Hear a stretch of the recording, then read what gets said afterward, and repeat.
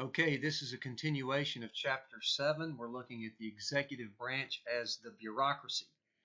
Now, the general definition of a bureaucracy is a body of officials that may have an excessive or repetitive amount of administrative capacity.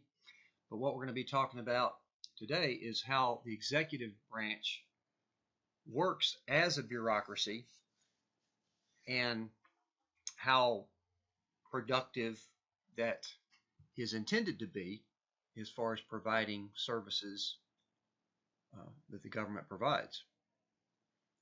Now, we of course have three branches of government, and political cartoonists can always poke fun of how large the executive branch has become. Not necessarily just making fun of the Obama administration there, because the executive branch under every president has grown quite a bit over time and will probably continue to grow for the various reasons that we'll talk about here in a few minutes. First of all, let's talk about the very distinct difference between public organizations and private organizations. A formal organization in general is any organization that's designed for a specific purpose and to be more efficient. Lots of different types of organizations out there. First of all, the private organization is the type of organizations that are out there in the private sector. Here we're talking about organizations like business firms and corporations. These type of organizations are designed to generally sell a product or a service. They generate revenues from those sales, and they are very driven and motivated by maximizing their profits. And another thing that private companies, private corporations, particularly as they get larger, they may offer stock options for people to purchase. So therefore, there's quite a bit of focus on shareholder value with the corporations, and gives another incentive or motive for them to increase revenues and increase profits, thereby increasing the value of their corporation. The private organization has to deal with competition out there in the private sector, competing with other private firms and businesses for the product to sell to consumers. So the competition revolves around maintaining a very high quality at a lower price than your competitors. And in addition to that, private firms have to offer some form of customer service in order to provide the incentive for the consumers to keep buying their product. So let's look at a very distinct difference here with public organizations. These are the organizations that are government agencies in the public sector, the government departments. And as you may well know, that these public organizations in government do not generate a profit. They are financed by our tax dollars that we pay, the tax revenues that the government collects. Then that money is allocated to the different agencies for them to provide their public good or their public service. So the public organizations have to have set goals, and they have to have incentives to reach those goals. They have to have incentives to get a certain amount of the budget and then spend that on their public service or their public good. And then they have to be able to measure their service of how well they're doing in order to maintain that budget allocation. And so that relies on public satisfaction, because there's really no competition. For example, if you look at the Department of Motor Vehicles, it's a local government agency. There's no competition for that. There's no mom and pop DMV or Acme DMV down the street that you can go to. No, there's only one office that you can go to renew your driver's license. And so therefore it could potentially be a very long wait in line to get your driver's license. In fact, the last time I was there, I spent 3 hours waiting in line. So the public agencies have to figure out how to measure their service, perhaps instead of trying to maximize their profit. They're trying to maximize their service by minimizing the time that you wait in line, things like that. These public organizations also have to deal with transparency because they are being financed by our tax dollars. Well, we taxpayers want to know what they're doing and what they're spending their money on and how they're spending it and how much good of a service we're getting for that money that they're spending. And then at the top of all of this is the conflict between politics versus the responsiveness of the bureaucracy. At the top layers, there's political appointments, as we've talked about, and that could shift every few years or so.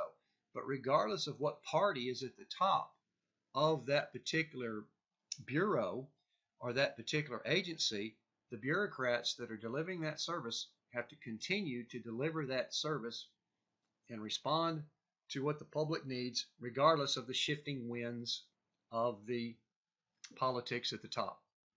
Very big differences between the private organization and the public organization.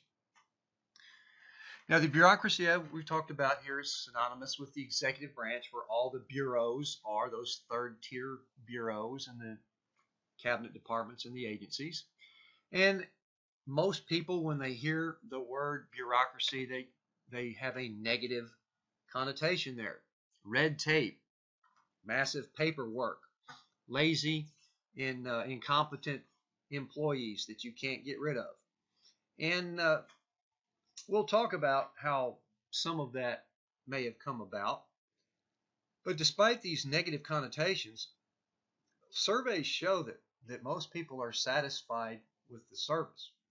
For example, when you look at the post office, for example, I've been dealing with the post office all my life and can only count maybe on just a couple of fingers a screw up that the post office did out of all those thousands and thousands of transactions. So that's a pretty good record when you think about it. And another thing you have to compare it to is that all organizations, particularly in the private sector, can develop bureaucratic tendencies.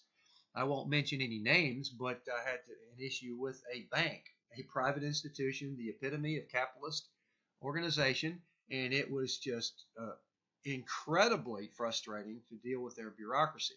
And another name I won't mention, but insurance company that tends to have to have to repeat things to them over and over and over again to get things right. So again, private organizations, particularly large ones, can develop bureaucratic tendencies with this silo mentality and territoriality between departments and massive rules and paperwork and free riders hanging on to the fringes of this large corporation. So it's easy to pick on government organizations, but like I said, all organizations develop these tendencies. And of course, when we deal with the government, we're dealing with the street level bureaucrats such as policemen or teachers or soldiers or mailman, as I talked about before. And they are tasked with providing a service without getting a bonus at the end of the year, so to speak, because they're getting paid by our tax dollars. So that's another interesting distinction when we're talking about the executive branch as a bureaucracy. Here's a sampling of several different polls that shows how, as you may be able to surmise here, that if you're comparing public and private sector employees, you might assume that the motivation or, well, let's just first of all look at private employees may be more motivated or more, I guess, excelling at personal achievement and ambition because they are working for a company that has the opportunity to maximize their profit and perhaps pay them a bonus at the end of the year and literally promote them through the ranks, and they can become president of that company. And so you could certainly assume that might be logical. And then for public employees, you might see that the values of civic duty and public service or perhaps higher. Ethics, compassion, perhaps higher. This is what the polls have found. As far as work habits, competence, and motivation, there seems to be an equal measure between public and private sector employees. So despite the negative connotations that you hear or may have a perception of, it's not really, doesn't really play out when you look at how people measure or respond to government services and government employees. Now, unfortunately, the bureaucracy has grown dramatically since the uh, beginnings of our government system, and it will probably continue to grow, maybe not as much as it has in the past, because there was a pretty big explosive growth of bureaucracy, particularly in the late 1800s. What we had during this period was what was called the spoils system, which rewarded loyalty. People were given favors and getting favors back, and so that you would be rewarded for helping somebody get into office, and then they would be rewarded with being given jobs. If a lower level servant or official helped you get reelected, you get rewarded with other favors and things like that. And so during the Industrial Revolution, when the economy was growing so fast, the opportunities for corruption were growing. The governments, the local governments of New York City and Chicago, for example, were run by what they called the boss system, which was almost like a mob run system based on patronage, loyalty, bribes, kickbacks, and favors, things like that.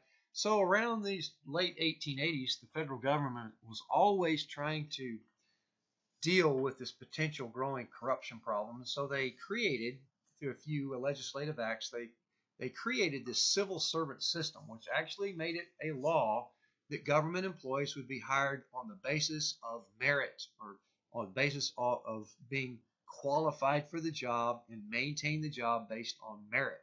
So that has prevented, or I guess you could say created, a few obstacles perhaps to removing government employees, but some of those reasons that have occurred over time are somewhat logical, based on the type of job that civil servants do as compared to the private organization jobs, where you have opportunities for promotions and advancement and rewards such as bonuses and things like that. You don't get that as a government civil servant, so there's other enticements or incentives for being a civil servant. We'll talk a little bit more about that. So also the Industrial Revolution was exploding the economy, and the government literally had to keep up in order to support the economy. As we've talked about a little bit before, and we will talk about more again, is that the government for the first century or more of our existence was really there to support the economy to grow. And so around the time of the Industrial Revolution were these clientele departments that were actually created during that time to help support those various sectors of the economy, such as the Department of Agriculture, Commerce, Secretary of Interior, Department of Labor, things like that. So we started to see a dramatic growth of bureaucracy in the late 1800s. And just to give you an example of what certain types of departments tend to grow, was that by 1890, the largest government expense in 1890 was the Civil War Pension Fund, which was paying out benefits to Civil War survivors, their widows and orphans. And so that correlates somewhat to today's government's largest expense is Social Security. So you can kind of see what government in general has to deal with as far as growing in increasing costs. Now, contrary to popular misperception, the federal government, as far as employment, has not significantly grown over the past over half of a century. As you can see right here, in 1950, had 2 million federal civilian employees, up to around 2.2 million. Now, this does not include military personnel. And but as you can see, the state government employment has grown quite a bit more, and then even more dramatic is the growth in local governments. City, county, municipality, those types of governments have grown dramatically in the amount of their personnel. Here's a line chart that shows you comparatively how over this period of time the local governments have grown compared to state governments and compared to national governments. Now, the bulk of the revenue is still generated by federal income tax revenues and the like, which we'll talk about more of those later on. So therefore, the national government still has foot the largest portion of the bill by giving money down to the state and local authorities. So let's talk a little bit here about the purposes / functions of the executive branch and its bureaucratic role. And one of these we've talked about quite a bit already, that the executive branch has to implement the laws that are delegated to it by Congress. Congress passes the law, and then they delegate it over to whatever respective agency is responsible for that particular piece of that law. And then what that agency does is they interpret that law, they translate that law, they fill in the blanks of that law, as we'll elaborate here more in the second purpose. And they also are tasked with enforcing that law. How do they figure that out based on perhaps a 50 to a 100-page bill? And then they have to figure out how is the government going to implement that law out there into the world for people to follow. How are they going to enforce it? And that requires a certain amount of interpretation and translation, even filling in the blanks, which we'll talk about here next, which is the rule-making power of the executive branch. Now, what this entails is that the government agencies, once they are delegated that bill, they have to make the rules and regulations to make that bill work. That will be then published in the Code of Federal Regulations, so that the Americans out there that pertain to that particular sector of our society, they have to comply with these rules and regulations. And because the executive branch agencies have this rule-making power, the executive branch is sometimes called the fourth branch of government, because they are literally creating rules and regulations that we have to live by. Very important part of our life. So that's what gives that connotation to the executive branch. So let's talk about how this is done.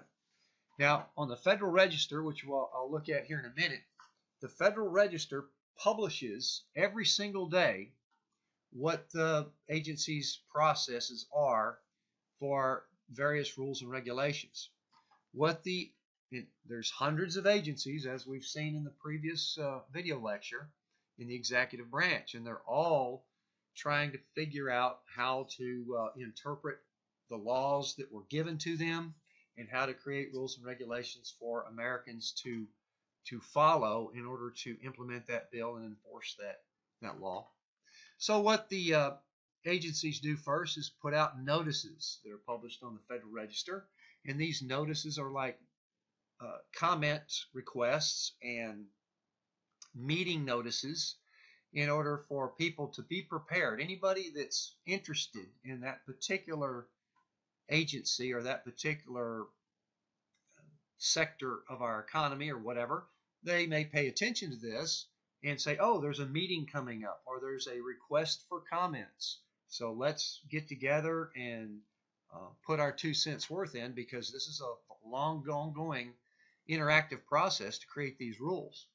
Now, after the notices have been posted, and there may be several months given for the public to provide comments or to go to meetings, and after that process is done, of course, now the agencies have to respond to these comments. They have to respond to what these recommendations are in the meetings. And then once that's done, the next phase of the process is where the agency then publishes the proposed rules on the Federal Register. And we'll look at this here in just a minute.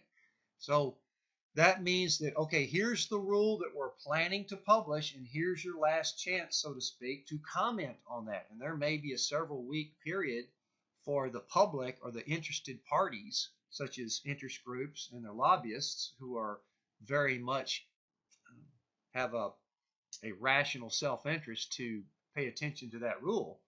Well, then they would have their last chance to comment on that. And then after that process is all done, the agency still has to respond to those. And then the final part of that process is where the agency then publishes the final rule, and then it's done. That is it, and it's published in the Code of Federal Regulations as a rule that Americans have to follow that are dealing with that particular sector or issue. So let's look at the Federal Register page here. So I'm just going to the Federal Register website, and here are the notices, proposed rules, and rules that are published for Monday, March 13th. So this is the front page, and you can go straight to the notices that are today, and there's 91 of them today, notices. As you can see, there's a request for information collection. There's notice of intent to request revisions by the National Agricultural Statistics Service, notice of petitions. We've got, let's see, these can be quite technical. Notice of a public meeting right here, another one for a public meeting. Let's see, we've got by education departments, we've got agency information collection activities. Here's another one by the education department, a comment request. Now you would have to read these. Some of these are quite specific and quite technical as far as what they apply to, but somebody who is in that field, that their income may actually be affected, or a big corporation that may have a rational interest to be involved in this rule, well, this is where they are going to get involved and start submitting their comments. Their lobbyists are probably going to start trying to work with the agency to try to get this rule crafted like they would want, just like in the congressional policy making process that we talked about, where interest groups are quite involved. And so there you have just a sampling of notices for today. And then now it shows here we have 7 proposed rules that are on the website for this day, March 13th. And as you can see, FAA puts out quite a few airworthiness directives, and these are proposed rules, as you can see. So this is the final round of comments where people who have a vested interest in this particular rule may come in and provide their final comments that the agency does have to respond to. Here's one by the EPA. Let's see, Connect America Fund by the Federal Communications Commission, proposed rule. So again, these are very technical and jargony to some extent, and the people that are directly interested in this would potentially get involved. Otherwise, it's kind of happening where not many people really realize that this is just an ongoing, constant process. And as you can see, we've got 11 rules published today. These are final rules that are published in the Code of Federal Regulations. And so you can see there's a few airworthiness directives that are published today by the FAA. Let's see, we've got EPA publishes a rule on an approval of a California air plan. Let's see, EPA publishes another one here, and FEMA is publishing a rule today on suspension of community eligibility. As you can see, very wordy, very technical. You'd have to find one that may be of specific interest to you. As a matter of fact, when you if you want to search a few out, there's an interesting one here that came up not too long ago. It shows you how the government has to deal with our changing society, particularly as a result of our technological advances. And let's go to the National Highway Traffic Safety Administration. For example, just a couple of months ago, the NHTSA, which I talked about a little bit on the previous lecture, they published a rule having to do with electric cars. And this is a very interesting example of how the government has to constantly keep up with what's happening out in the world, technological-wise and safety-wise, because we know that electric cars are more quiet than regular cars. So there was a law passed by Congress to improve the safety for pedestrians. And so what this rule does here is, and it was published just a couple of months ago, that the electric car makers have to install a waterproof exterior speaker, pretty much, that puts out an audible sound, kind of a motor-like sound, when it goes below 20 miles per hour. So that's a safety provision, that one of those unanticipated consequences, you might say, of inventing the electric car. Well, they're so quiet, they may be a safety hazard in pedestrian areas, so therefore the Congress passed a law called the Pedestrian Safety Enhancement Act back in 2010. Then they passed that off to the NHTSA. The NHTSA had to come up with this rule that improved safety for pedestrians. So this is a fairly interesting example of how this works as far as the rule-making process. Now, also on the Federal Register website is where your presidential documents are posted. For example, an executive order, if a president comes out with an executive order that day, then that's where it would be published that day on the Federal Register. So that's a summary of the rulemaking process, which is very important and gives the executive branch and all its agencies the power of creating rules and regulations for us Americans to have to follow.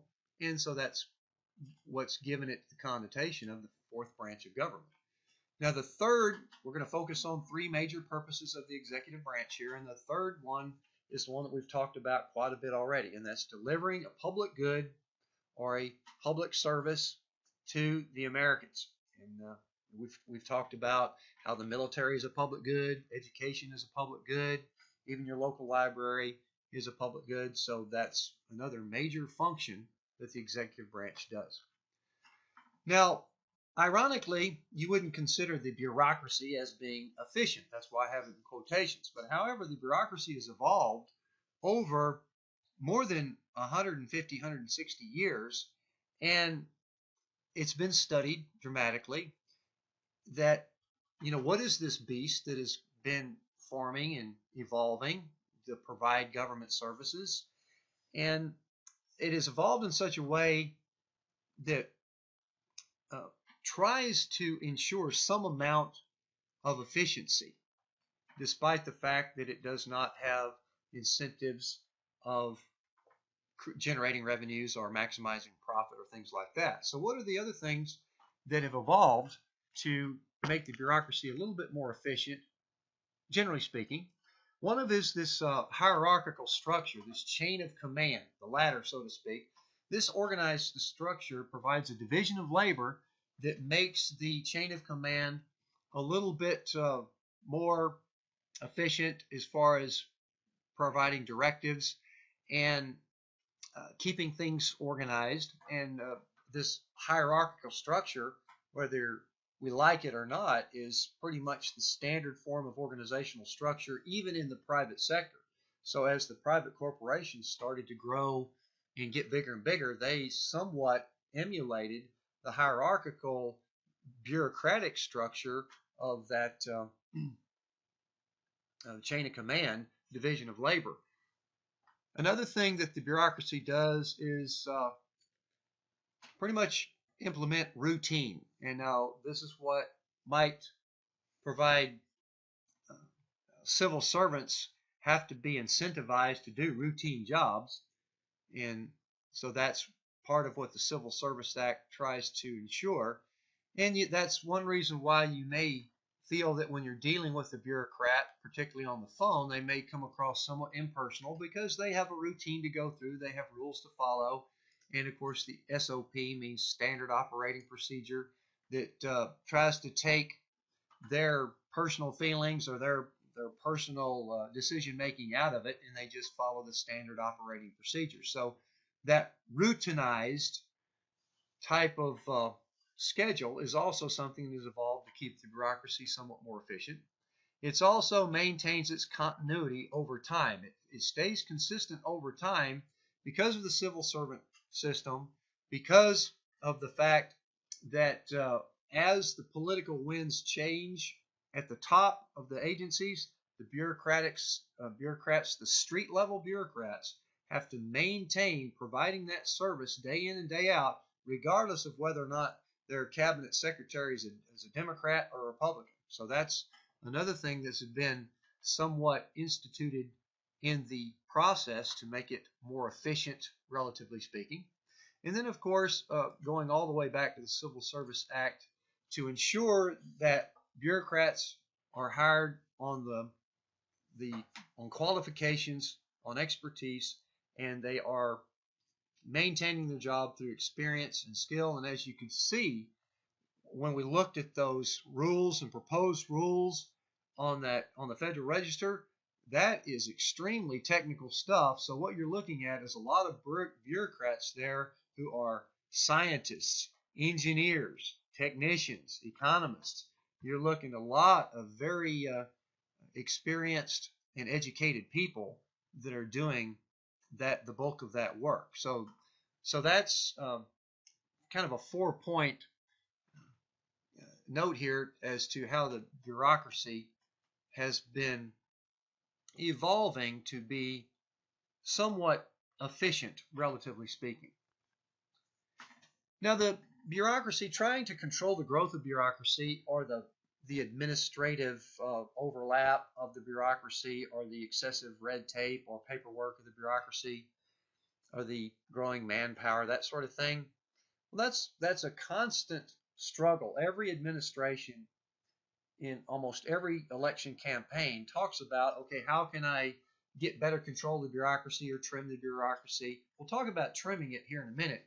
But as far as controlling the bureaucracy, because the president has well over 2 million, up close to 3 million people total that he's in charge of, so to speak. So how does the president, who's the boss of this executive branch, how does he control his own branch?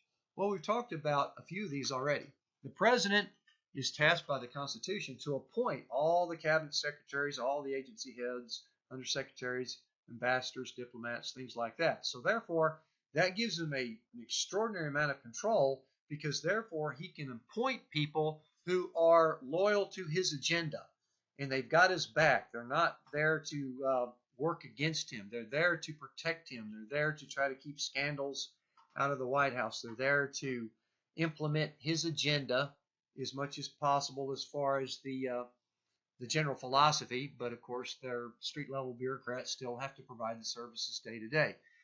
So the president has a certain amount of control by being able to appoint his own people who are going to be working with him to control this.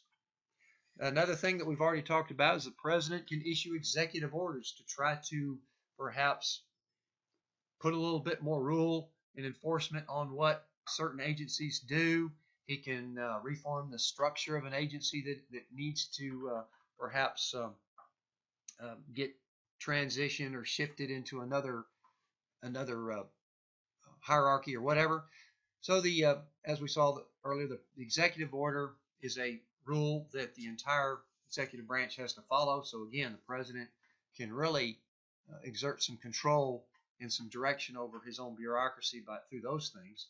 And then, of course, as part of the separation and checks and balances of government, the president, who has the responsibility for the executive branch, has to propose the budget. Now, he doesn't approve the budget. That's where the checks and balances are. But the president has to know how much of his agencies need in order to provide their service or their public good. So he can control his bureaucracy by budget proposals and say, okay, well, I'm not going to give you as much budget this year, or I'm going to give you a little bit more budget this year as some form of control and perhaps direction as to what he wants them to do through the budget proposal process. So that can send out pretty strong signals and can flat out reduce personnel or change their directives depending on how much budget they have to work with. Now, so those are three main things that the president does to control his own bureaucracy. But now, what does the Congress do to try to control the bureaucracy? Well, the Congress, of course, has the separations of powers there. Now, one of the things that Congress can do to control the bureaucracy is through what we call legislative intent. And that means that we've talked about this a little bit before. Laws can be more specific rather than vague, because if the Congress makes those laws more specific, then that agency has their hands tied. They're on a shorter leash in order to implement that law. I gave you the example of the Congress wants to pass a bill on tax reform, and they don't want the IRS to be able to interpret anything that they're not expecting. Well, they may give them a several thousand-page bill that literally details what the IRS can and cannot do in order to reform that tax code. So that would give the Congress considerable more control over that particular government agency. So legislative intent is certainly one way that they can attempt to control the bureaucracy. Again, they have the power of the purse. They have the power to approve that budget.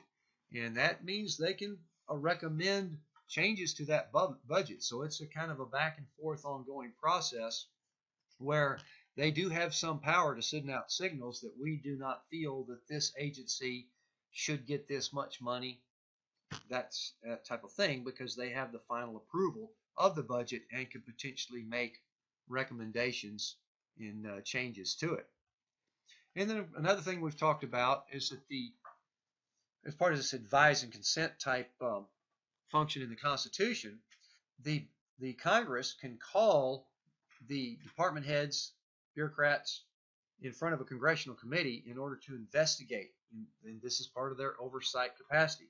They investigate any type of mismanagement, any form of waste, any scandal that might be brewing in the executive branch. So that gives the Congress more power to kind of keep an eye on things. They may not necessarily be able to direct that agency head to do a specific thing, but they can put enough pressure on that agency head to perhaps get him fired, which has happened numerous times when somebody's been called in front of an investigative congressional oversight committee.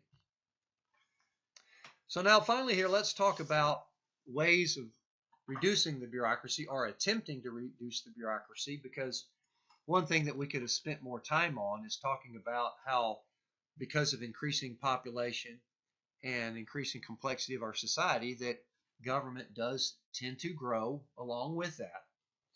And but it's always a constant struggle to either reduce that growth or trim that growth or minimize that growth. And I'm going to talk about 4 specific ways that government tries to trim itself or to reduce its own bureaucracy, particularly starting with Congress in most cases.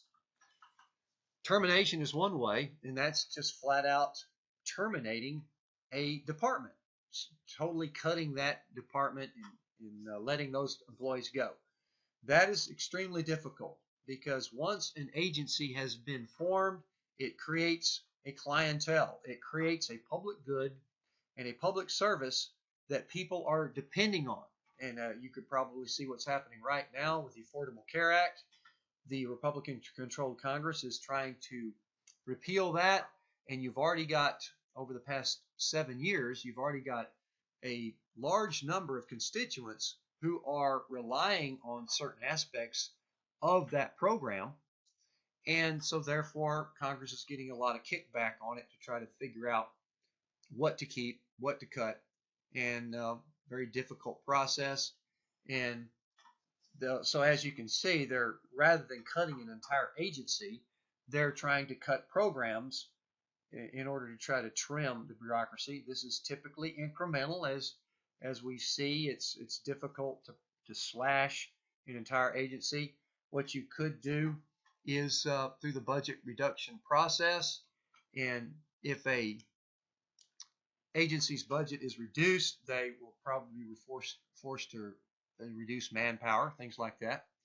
Another tactic of termination is called sunset provisions, to where Congress may pass a law that says within 10 years this agency will cease to exist. So therefore, they can start to prepare over the next 10 years incrementally to dismantle and then finally get rid of that agency. After 10 years, it'll be gone.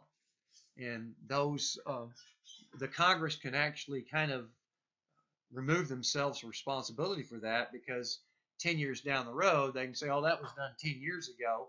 Even though they might have been there and voted on that, they can still kind of put it back to a previous Congress and reduce some of the accountability for that, so they can get reelected. You know, if there's a large enough constituency that is unhappy about the elimination of that particular program or that agency. So termination is obviously one way, but generally difficult. Another way of reducing the bureaucracy is through deregulation, and that means cutting back on regulations. And the Trump administration has also come out with a proposal to cut regulations. And so the theory there being that if you reduce regulations on some segment of the private sector, well, that means there's less regulations for the government to monitor, less regulations for them to enforce. So therefore, you need less people. You need less inspections. You need less monitoring. You need less paperwork. So that's the general idea by cutting back on regulations. Of course, there have been several cases where cutting back on regulations has allowed some element of the private sector to abuse things, or perhaps get a little bit out of control based on their own self-interest. Clearly, the Great Recession that we've just gone through since 2008, deregulation was considered one of the factors that led to the excessive risk-taking, the subprime mortgage bubble, and things like that. So this is a constant give and take. How much regulation is too much? How much is not enough? But then, as far as reducing the bureaucracy, that seems to be a regular go-to to try to trim the bureaucracy through deregulation. Now, another aspect that we've talked about to reduce the executive branch bureaucracy is through devolution. We've talked about that earlier through the new federalist regime that we're pretty much in now, to where the federal government has actively been devolving or delegating or passing down certain programs to lower levels of government. One of the more recent successful examples of that was the welfare program called TANF, Temporary Assistance for Needy Families. Back in the 1990s, under the Clinton administration, that was devolved or delegated down to the states for them to implement those programs. So there was some cost savings there. There was the ability to let states figure out their own best programs, and then other states could copy other states if they had a successful program that cut costs and reduced the dependency on welfare, things like that. Now, with this devolution process, what we see is that much of the federal expense remains, because most of the tax dollars are being generated by federal government through federal income tax and things like that. So therefore, the federal government still provides the bulk of the spending. They have to spend their money down there on the state-run programs. And we'll talk about those in more detail later when we talk about the welfare system in the United States, where the money generally goes to. But devolution is yet another way of trying to reduce the bureaucracy. Now, one final one here is called privatization. And this simply means that what you're doing here is taking a government program, a government department, and you're completely removing that program or that department from the government and putting it into the private sector to where it must earn a profit in order to survive. And so this is probably even more difficult because if there is an opportunity to make a profit off of a public good or a public service, it probably would have been done a long time ago.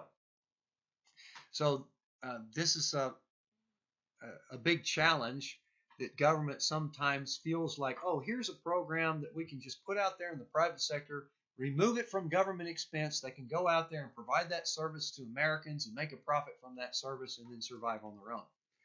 Now, what we have to realize is that well, first of all, let me tell you an example, because back in the early 1900s up into the 1950s or so, there were several private prisons in America.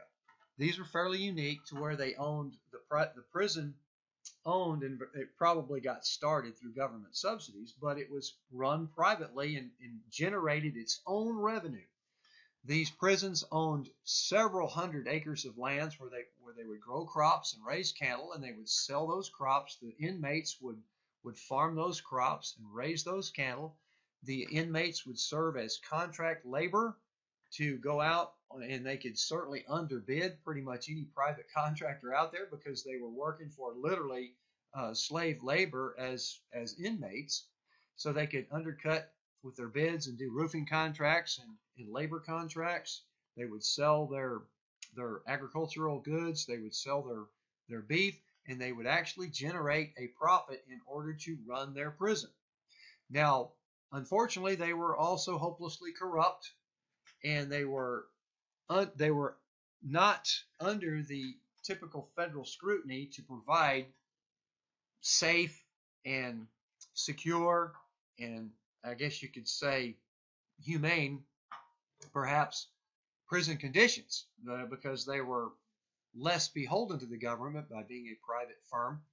So there was lots of problems to the private prison system, to where the social costs of having private prisons was more than putting them back into being a private, or excuse me, a public sector, a public service.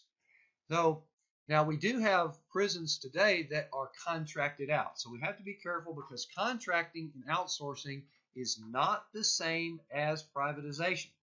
Because if we contract out the prison, what happens is this contractor who may have a facility or is willing to lease a private prison facility, he'll bid on that contract, and the government will give that contractor the low bid in order to run that prison. However, the financing for that prison will still come from government dollars.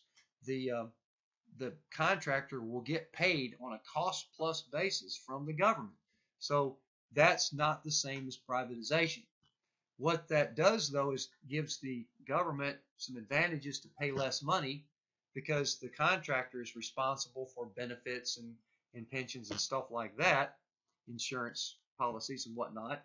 But yet that contractor is still beholden to federal regulations in order to get that contract, in order to run that prison. So I've given you an example there of privatization and how difficult it is, and the difference between contracting out a service or outsourcing a public service, because if it's just contracted out, the money is still being paid for by taxpayers. All right, so now that brings up your assignment for this particular video lecture. Here's your question to consider. Is there a public good or a public service that you think might be a candidate for privatization? So give that a thought and respond to that come up with, I've given you the example of prisons, so don't use that one. The prisons at one time had been, some of them had been privatized. There's a very good Robert Redford movie called Brubaker that shows a good example of that type of situation from back in the 50s. But your question is there a public good or a public service, and we've talked a lot about some of those, is there one that you think might be a candidate for privatization? So give me a comment on that, and maybe a sentence or two why it might be able to survive out there in the private sector. Okay, so again, we've wrapped up the video lectures here. Don't forget to respond to my question that I've just posed. Go to the discussion forum for Chapter 7 on the bureaucracy. There's 2 separate ones. So again, I want you to have 2 separate responses, one for each of the video lectures, one on the executive branch structure, and then this one on the bureaucracy. And don't forget, the deadline for posting your response is Saturday, midnight, March 24th. And if you miss that deadline, you'll be counted absent for that week, right? So you don't want to just blow off an attendance grade there by not posting your response.